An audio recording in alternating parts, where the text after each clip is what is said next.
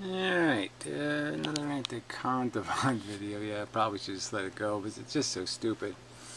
But he makes such a mess out of these concepts, and, you know, like I said, he generally speaking gets rewarded for these videos. And they're just such poor examples of doing anything called logic. And, you know, it's just disappointing, because it's just so overt. So anyway, this video, he titled it Veganism and Guilt. It really didn't have a damn thing to do with either one of those subjects. And this whole end part is just on determinism, and somehow his perception that the fact that what will happen, how it will be played, how the chess moves will be made, is inevitable. The outcome is inevitable. We still have to do the outcome, though. We still have to make the outcome happen through our behavior. We are the pieces. We have to do the moves. There's no escaping that. And so you have to play your part. And you can see your part, okay? You can sit there and identify it. Did I make bad happen, or did I make good happen? It's going to be obvious. So the outcome's bad, and you'll see your move was bad. You'll know, hey, the outcome's bad because I made a bad move. Duh. You know, I just you know, determinism doesn't undo stupidity.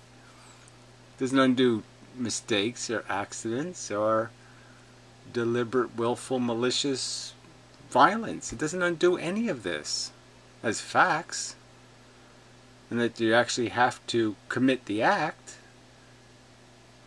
You know, it's just so stupid. Compatible, because you know, you see behind me a room. Well, all that is matter, energy, and empty space. All of this. I played that part before, and it just again, this is just this setup again, just to try to destroy the idea that something means something. And why would you want to do that?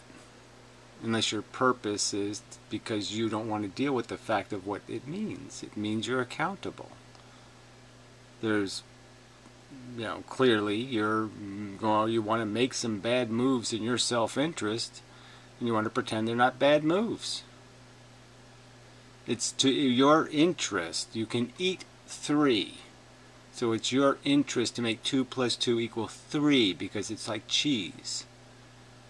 And so you're gonna break logic because it's to your convenience. Phone that I've got in my hand that I'm filming myself on is matter, energy, and empty space, and all those atoms are as old as the universe or whatever. And they just reconfigured themselves and will continue to reconfigure themselves. Well, again, they don't reconfigure themselves, so yeah, that doesn't really work. But it is all a action-reaction kind of thing, and all the actions are reactions. So yeah, dominoes. Forever and ever and ever and ever. So identity itself, what are these atoms that are this room, or what are the atoms that are this phone? Well, again, we know that our atoms are able to do 2 + 2 = 4. We're able to do logic. So clearly our atoms can do that. And you're saying there's a reason why we shouldn't do that. And there isn't any good reason why we shouldn't do that. It's always a winner. That are me itself. These atoms are just different reconfigurations that will continue to reconfigure themselves ad infinitum and go back to the Big Bang and go forward. Again, but it just isn't. They're not all in equal conditions. They're not all part of equally things, you know. They're really not the same thing. You know, I mean, you're quite capable when it's to your convenience of recognizing the difference between Pol Pot and Isaac Newton. You can do that. To whatever resolution the universe has, identity seems to sort of cease in that context. Whatever. I mean, depends on what you mean by identity. You mean your uniqueness, or the fact that, again, that your identity means that identity is some kind of amorphous thing that comes from nowhere. Yeah, well, you never had that. You don't come from nowhere. You are a creation of your environment. The environment made you. The world made you. Piece by piece. Interaction by interaction. There's no other identity. You need to have something external to the physical universe or to any universe, or other than, or operating perhaps on a different level. Yeah, I don't know. So again, why should we even entertain that? We have to have something external to the universe to what? To have an idea that it imposes on us? To have a game it tells us to play? It invents the Monopoly, we are forced to play Monopoly? How is that doing anything individual or free or any of that shit? That's just, you're just moved controller to some other place. What's the point? I have a 2 + 2 = 4 controller. I have a controller that I can do like 5 + 5 = 10. I can do all kinds of additions. All kinds of them. What do I need a controller for? And then hard determinism for identity to exist. Again, some argument about some kind of identity besides the personal character you develop through your life experience. You play the piano, it's because you practiced playing the piano. If you're good at throwing baseballs, it's because you practiced throwing baseballs. If you're good at tap dancing, it's because you wore those silly shoes and looked silly tap dancing. There's no other way to do it but to do it. It doesn't come from nothing, it comes from doing. Because again, everything that we think is a thing is only a thing because we say it is. So that's the premise, that's an axiom of some kind. Things are only things because we say they're things. So until we label it, it's not something. It's nothing. So the earth isn't earth until we call it earth. Is that logical to you people? The 17 people who approved this video, do you think that's logical? The moon wasn't the moon until we called it the moon? The craters weren't craters on the moon until we came up with the word crater and called them craters? Come on. All that it is just the same stuff that's always been around. We're just, it's as though the universe were just one great big pile of sand, and all we're doing. Yeah, I know, it's not all one big pile of sand. There's sand on beaches, and then there's asphalt on roads, and then there's cement in the buildings, and there's steel girders, and there's all kinds of different substances, not just sand. He's building different sand castles that rise and fall. At the end of the day, it's all the same stuff. Well, there we go again. It's all the same stuff. No difference. So, feeling, sensitive creature, brick. Same thing. It's just matter in an arrangement, therefore nothing to see here. Nothing for our intelligence to do a 2 + 2 and realize, wait a minute, I can see the difference between those things. I can recognize distinctly different elements of function and behavior. There's just no missing it. There's just no missing it. You have to deliberately avoid it. You can't just miss it. You have to deliberately close your eyes and say, I'm not going to pay attention to that fact. It doesn't really, there's no actual hard identity to anything, ever. Okay, says him. So again, you're not a thing. Your brain isn't a thinking thing and a feeling thing. Because he says so. He's declared it an axiom of truth. Fundamentally underlying it all, you're not a brain. Except you're entirely made of brain function. Entirely. A hard deterministic universe. So how can you then say that anything first of all, exists, and secondly, anything is responsible or has any autonomy to do anything, or that there are any imperatives to feel a certain way or to act. Right. So there's no imperatives, because he's saying that somehow logic escapes us. There is no 2 + 2 = 4. There's no logic of, say you're in a trial, hearing the evidence, weighing the evidence, determining the truth. That can't happen somehow because of determinism. Determinism makes that not possible. It's not possible to accurately evaluate the evidence and come to a sensible and reliable conclusion regarding innocence or guilt. It can't be done. It's impossible. No, it's very possible. Certain way. There isn't. The mind tends to boggle when you think of the... Yeah, so I mean, again, these 17 people, your mind boggles at these questions. You're somehow in doubt. You can't figure this stuff out. That, yeah, it happens every day. Events happen during the day. It changes you. Your behavior changes because you make a calculation in your brain. Your brain needs the experience. You need to see somebody get hit by the bus for you to say, oh yeah, maybe I'll drive a little careful, or something like that. You don't think that happens every day, and that people's fates are changed every day because something happens. It edifies them, it informs them. They logically calculate 2 + 2, and they figure out, oh yeah, sentient organism, dinner table. I shouldn't be eating sentient things. Oh, I can figure that out. Implications of hard determinism. So again, he's saying that somehow hard determinism eviscerates or annihilates imperatives imposed by logical reasoning. How so? How does determinism mean we don't have to do the moves on the checkerboard based on a calculation of what's going to happen?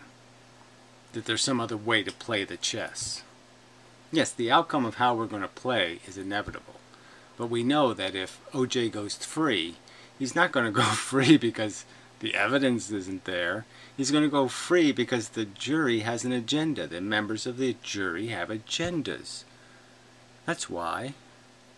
It's not a failure of the evidence or the ability for it to be rationally judged. It's a failure of the individuals who didn't give a fuck about the truth because they wanted to make a point. I won't say that I'm not a determinist, though, but it looks to me as though... I mean, what's the point of this mush? You just mush on every fucking subject. I'm not going to say I'm not a determinist, but I'm going to say that there's other universes and there might be other things and there's other stuff maybe. I don't know. What the fuck is that shit? You're clearly not at anything. Because you can't do any reasoning and you can't establish anything as a premise. We evolved on this planet. We're fancy green slime and we can do some reasoning. And clearly people like you are an example of how it can go catastrophically bad if you start saying things in the middle of the reasoning. What's in it for me? Maybe if I let OJ free, I can sell a book. Yeah. The way that I can see it is, I tend to agree, I think, with Epictetus, that there is that which is in your control and that which isn't. Right, well, there's no your control. Again, this is just an illusion. You play the piano because you practice the piano. You have good judgment because you have spent time thinking and calculating circumstances. If you're fun at parties, it's usually because you've acquired some skills at being an entertainer. That's just the way it is. You have to acquire ability, and then you have power. Right? I mean, I can walk up to appliances and broken things sometimes, and I can look like I have magic powers. Yes, because I can do the simple things like wiggle the plug in the wall. And that which is in my control is that which is not determined, which I do have some influence over. I do have influence over. It's again, you can't have influence over the progression of the chain of events. The chain of events will exist. The argument is, should you ignore 2 plus 2 equals 4 when it's right there in front of you? Somebody asks you the question, is 2 plus 2 equals 4? And you're saying no, because you know if you say no, you get a free ice cream. You're just being bribed out of the truth, okay, by your selfish country. And that's what's breaking the game. That which is not in my control is that which is determined. And that, again, it's all determined, but it just doesn't matter because you still have to read the script. And if the words are false as they're coming out of your mouth, if you're reading a script that you know is catastrophically retarded, that's the script of this video, by the way, makes no rational sense, then you should be able to see it. You see yourself reading this script that's saying, I'm going to mumbo-jumbo and gobbledygook using this word determinism because I somehow can't grapple with it. You know, when I know clearly that we do have logical judgment and that the quality of that judgment is completely dependent on exercising it and using it. It needs to have fitness, and that fitness requires a certain discipline to create. And you're just encouraging people to say, no, don't do that. Listen to your inner ape and be a dumb cunt monkey who can't add 2 plus 2. that seems to make more sense to me. I've often, raised the issue of identity, of desire or the will, sort of, and its interplay. Identity of the desire or the will. I mean, again, they just throw these words out as if they mean something. This identity word doesn't really mean anything. It just means that, yes, you're a unique configuration of desire and reason, motivation and problem solving, however you want to metaphor that. But that's what you're capable of. You can scheme or you can be rational. With determinism. The will, I don't really see how we can reconcile that with a hard deterministic universe. Yeah, I don't know. How's the will a problem? The will is just whatever won the battle. Part of you saying 2 plus 2 equals 4, it's obvious, fuckhead, and another part of you is saying, but we want to game the game, man. So if we say 2 plus 2 equals 4, then we're obligated not to drink and drive and do all the other fun things we want to do. So we can't do that. So fuck you. But that's the will. The will is who won. The part of your programming that says the truth matters, or the part that says what's in it for me. And we clearly know that your philosophy is what's in it for me wins all arguments. Unless we agree that it only exists on a different level. And if we have... It exists on a different level, so he's implying something else outside of somewhere. We get our will from Tinkerbell, or magic blah blah. And the magic blah blah imposes on us willness to want-y, this-y, that. Not our personal experience in life. Not how we've lived our life. What aesthetics we like. Any day now, everything you like just completely upside down because Tinkerbell's going to say your will is something else. It has nothing to do with your conditioning and the years of habits you've acquired. Oh, of course it is. Of course it is. Come on, please. These are really smelly farts. A vegan who was quarreling with desire or the will, sort of, and its interplay with determinism. The the will, I don't really see how we can reconcile that with a hard deterministic universe unless we agree that it only exists on a different level. And if we have a will, or if we don't have a will, then we don't have a will not to suffer. We don't want to. So again, I mean, so this is what you people buy. You buy this idea that somehow, because there's determinism, it means we don't have character, or a character that's dominant inside of us. We don't have any principles. We don't have any agenda. We don't have any imperatives that are built out of our logic and our understanding of right and wrong. No, we have all of that, quite obviously. To avoid anything. We're not averse to anything, because the aversion is the will.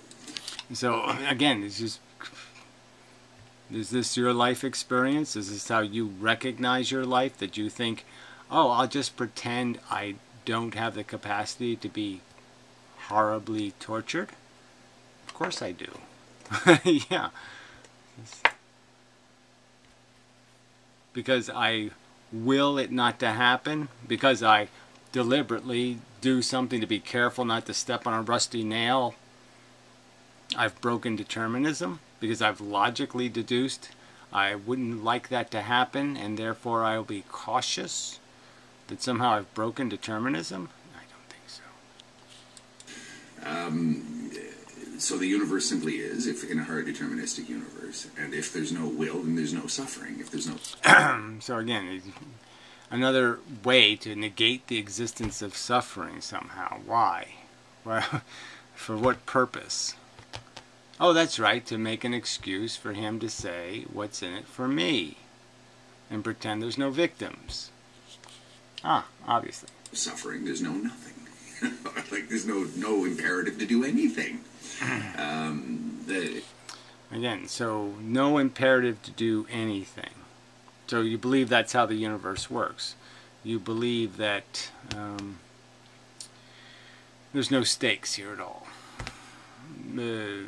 Your mother could get horribly raped and murdered and horribly abused for 5 years in some crazy person's basement or something, and it's just a non-event.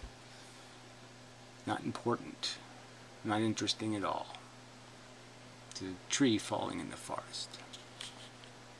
His suffering doesn't matter, if there is no will. So again, he just keeps trying to make it impossible for somebody to be a determinist and rational. Somehow you're just not allowed to be both those things, even though determinism is the only rational choice. I mean, you people are buying this crap. But if there is a will, and if there are imperatives, then determinate... And where the imperatives come from, they don't come from your will. The imperatives aren't created by your will. They're created by some sort of reasoning that you're doing.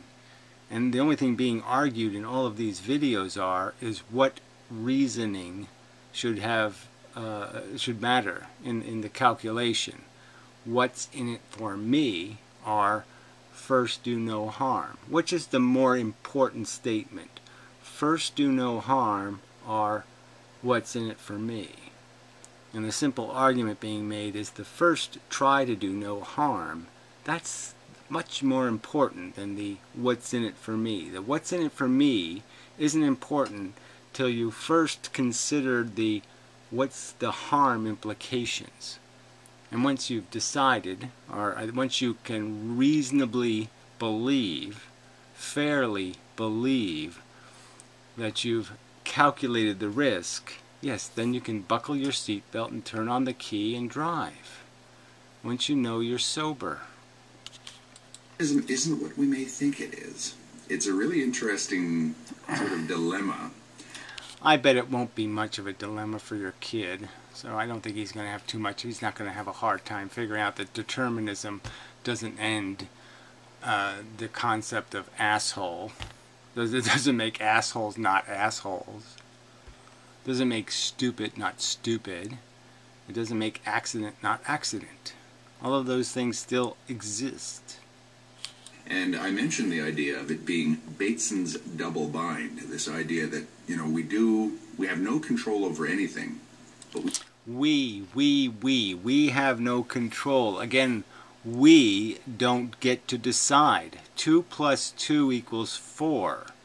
I don't get to control that, but I get to be controlled by it as a truth. So yes, the truth can exist in you and makes you control, okay, in a manner that's honest instead of dishonest. That's a good thing. But you don't control anything because you aren't a product of anything like a mechanism like that. You're a byproduct.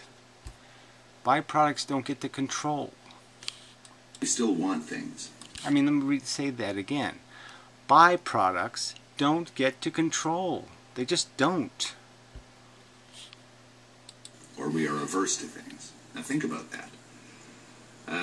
I have no control over anything, and yet Okay, and again, when he says, I have no control over anything, he's saying, my intellect can't make any distinctions between good or bad, right or wrong, reasonable, unreasonable, fair, unfair, sensible, risk aversion. I can't do any calculating. I am blind. Because we know that the thing that gives you control is understanding, knowledge. Having the blueprints of the building, so to speak. Having the map of the territory you wish to navigate. You don't control. The map controls. still desire things. Okay. How is that going to work? How is that going to actually play out? It doesn't matter if my desires are determined. So, you see how this is the game he's playing? He just said that it matters that the will is determined. If the will is to do something against your own desires or do something right, then those two words are incompatible. And now he says desire, it doesn't matter whether it's determined. Somehow desire is a real thing. And we know, look, we're not really talking about desire, right? We're talking about the core, the function of your desires. Because obviously once you have character, you don't desire to be a jerk or an idiot or a fool or a loser. You desire not to fail. So your desires become an expression. They become consistent with your logical imperatives. That's irrelevant. The main point is that I do have them. And Right, but there are situations where it's unreconcilable. Okay, like you can be a decent person, and you know that molesting children is bad, but you could have the desire to do it, and you could perfectly hate that you have that desire, but there's just, you're stuck with it. So there are dilemmas like that. But often, your desire is mutable to your character. And desire is a desire for that which is not.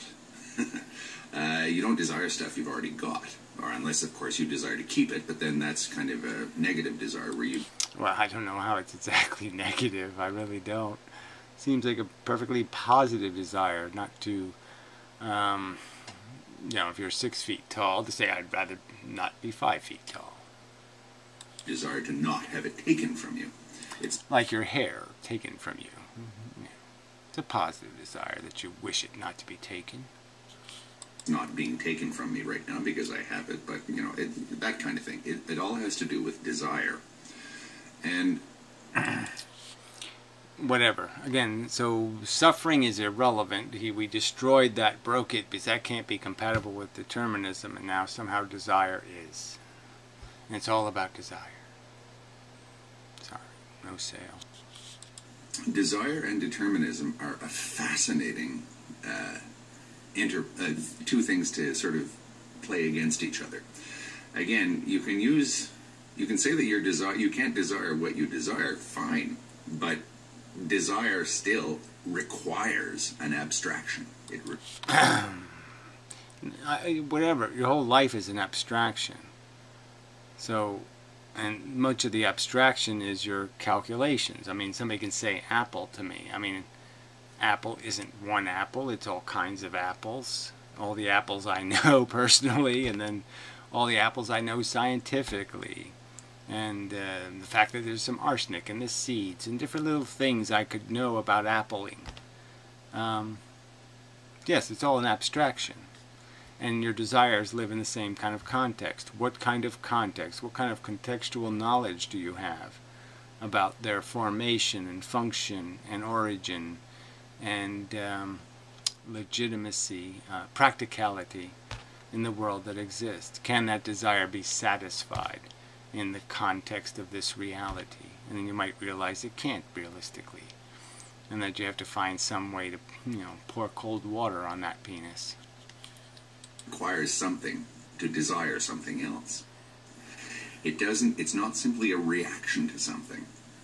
It's a desire for some sort of abstraction that one can formulate.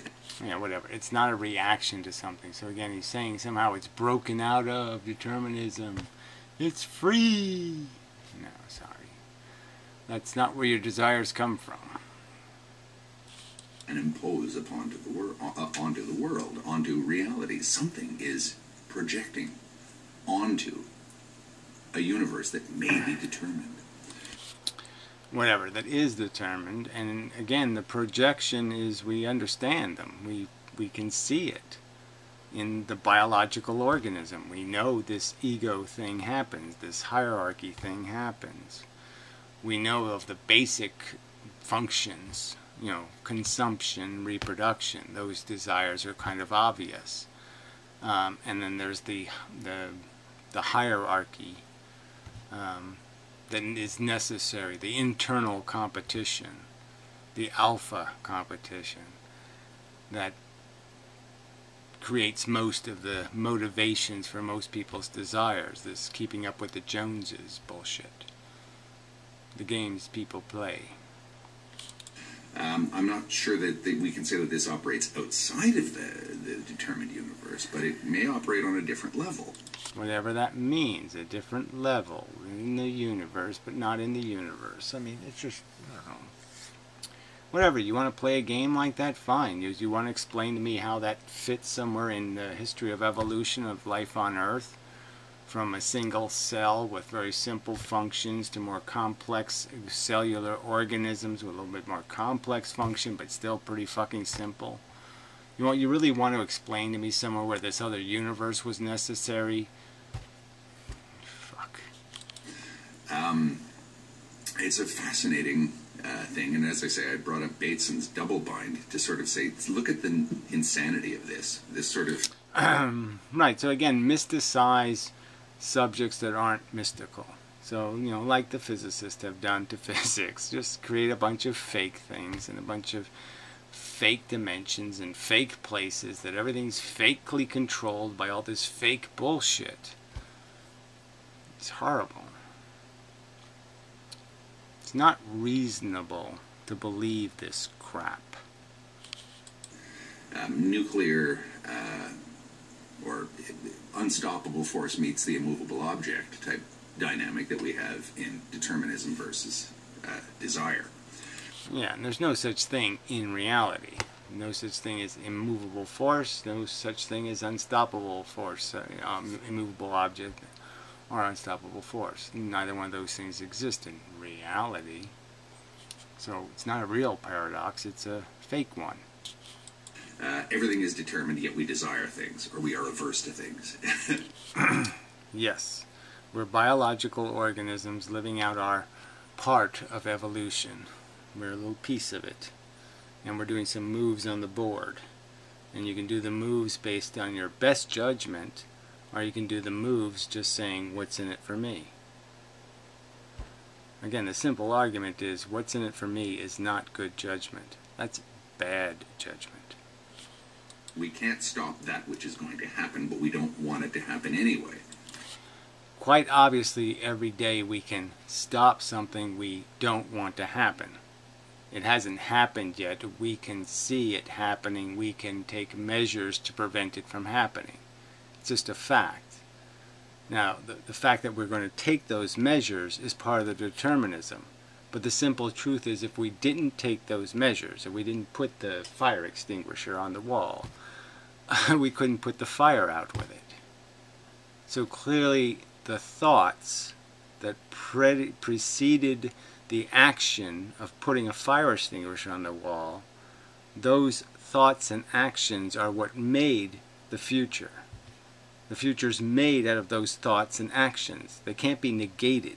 They must be experienced, and they must be complied with. You must obey the reasonable thought that said, hey, why don't you check the tire pressure? And the reason is because, hey, if I didn't do that, my tire blows out on the highway at 65 miles an hour and I kill 5 people. You get it? Not complicated. And think about that. That's a massive double bind. And right, there's no double bind. The outcome is, again, is going to happen, but the exact bouncing of the dice, that's what we're in the process of doing. And we have the advantage of being able to do that bouncing logically and based on a whole pile of facts. We can put the facts together and we can do our 2 + 2 addition on them, and we can find the truth and we can live the truth. And you choose to live what's in it for me. especially if you want to actually manipulate that kind of thing, or if you want to use it to sort of manipulate people. I've often thought that people like inmendham do that on purpose, to put people into this horrible dilemma. Right. So, this is an accusation of some sort of chicanery on my part, coming from this guy who abuses language the way he just abused it, to imply that there's a conflict between social agenda and determinism, but no conflict between determinism and desire. What a crock of shit coming from this shithead. That they cannot escape from, and just as an excuse to sort of, to what? Yes, to advocate that we should do the best we can, that our calculations should be as reasonable and as rational and as thoughtful and as informationally complete as possible, to avoid doing something stupid, reckless, unnecessary harm. To prevent unnecessary harm, we should think about it. Fairly understand our position here in the lifeboat, and fairly understand that maybe breeding in a lifeboat isn't a good idea. Whatever, it's just to create inner or something like that. I've thought... create inner and... So I'm just doing this to give you some aggravating thoughts. I'm not trying to actually say, there's a thing at stake here. The outcome is important, and the only way the good outcome can happen is we have to put the fire extinguisher on the wall.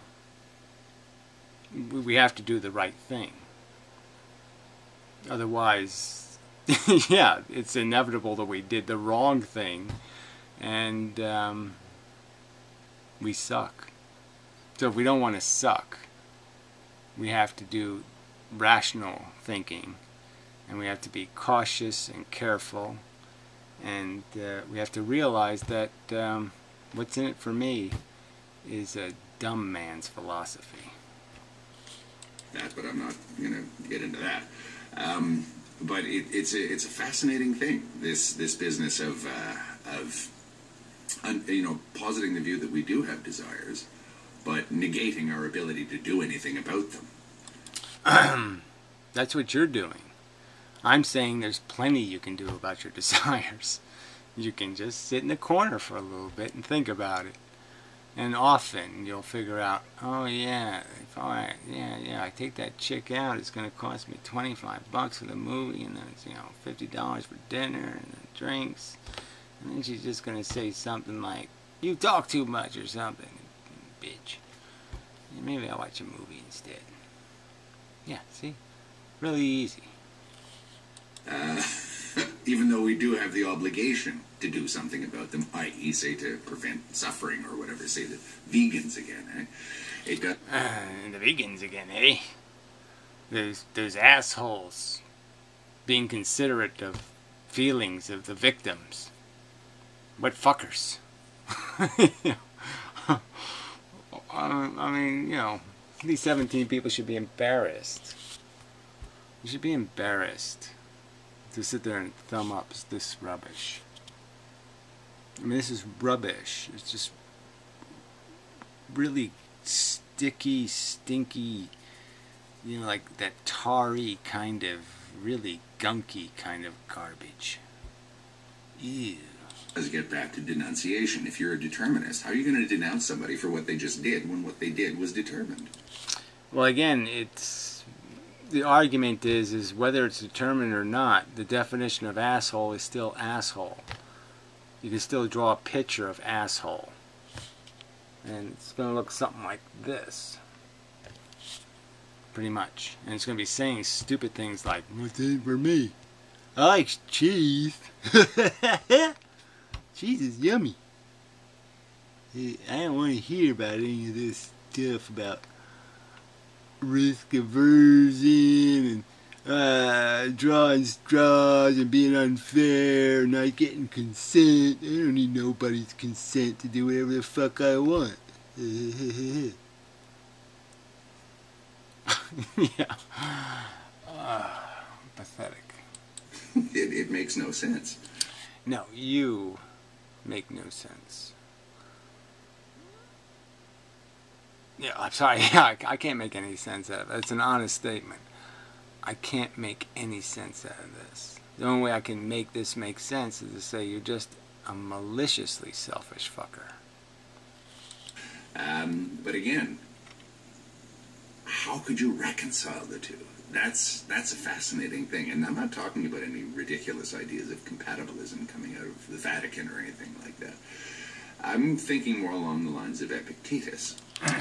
Well, again, the only thing you have to do is to say that to make music on a piano, you have to put some work into it.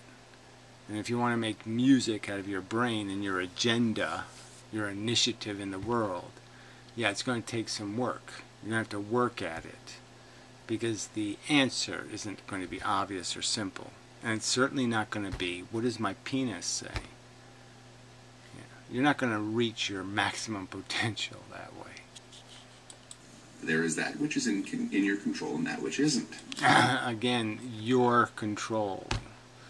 It's either controlled by the little angel on your shoulder or controlled by the little devil on your shoulder. There's programs running in your head. And I'm sure even you have a program that's saying, yes, this does logically make sense that this desire thing is kind of superficial and trivial, and that the implications, the suffering, like it's a trivial desire to, alright, yeah, I had a few too many drinks, so I'm still going to drive home because it's convenient. That's sort of a trivial indulgence when you're risking putting somebody else in a wheelchair. That's kind of insanely stupid. That's interesting. That's a really interesting point of view. How much of anything is in my control? Again, nothing is in your control because there's no you're outside of the fact of what you've been made into, what you've been created into by your... Yes, the sadistic nuns did their job and they've made you into an asshole. Sad but true. Somebody ought to go kick them in the cunt. I would say that a hard determinist is saying nothing is in my control. Well, again, it's not in my control. The controller is the knowledge. I know 2 + 2 = 4. I can't unknow it. I can't be a 3 person. It just can't happen. Once you know something, you know it. You can't unknow it. Once you know how to ride a bicycle, you can't forget on purpose. You just can't do it. Asshole. What an asshole. Anyway, so he's made another video on desire, so I guess we'll get to that eventually. Yeah, I don't, there's a point where there's no value to this, but you're just saying, do people really believe this? This is really how people think. They don't understand that this is a giant game of chess, and just like the great matches between two players, that's already determined what's going to happen. Each player is going to move their piece, and each guy is going to react to what the other guy does, and it's going to be reaction to reaction to reaction to reaction, reaction, reaction, reaction. It's all going to be reactions. There's not going to be any action. There's just going to be reactions. And that's all there is. But clearly we understand that somebody can't walk to the table and play checkers and win. That's not going to happen. Okay, they can't walk up to the chess pieces and say, it's checkers, I'm going to play checkers. They're not going to win. Fuck.